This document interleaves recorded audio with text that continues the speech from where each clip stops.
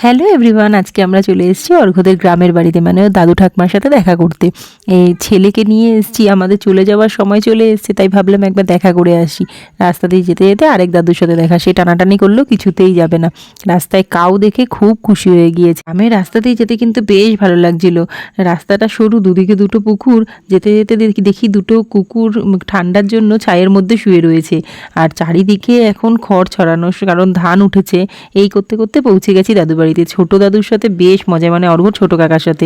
আরেকটা জিনিস দেখলাম, উনুনে দুটো মুখ, বেশ ভালো লাগলো গ্যাসের মতন। আর এই হাঁসগুলো দাদুরা পুষে। তারপর ছেলেকে নিয়ে আমি আর অর্ঘ্য চলে এলাম ধান ছাড়ানো দেখতে। যেতে যেতে দেখি এই পেঁপে গাছটা কি ভালো লাগছিল দেখতে, কত পেঁপে হয়েছে। আর দেখুন এখানে তাল পড়ে চারিদিকে ছড়িয়ে আছে। আমরা শহরের লোকেরা তাল পাই না, আর এখানে তাল পড়ে নষ্ট হচ্ছে। এই যে এখানে ধান ঝাড়ানো হচ্ছে। চারিদিকটা ঘুরে দেখে এবার খাওয়া দাওয়া করে এবার আমাদের বাড়ি ফেরার পালা। তো মিনি ব্লগটা এখানেই এন্ড করছি, টাটা।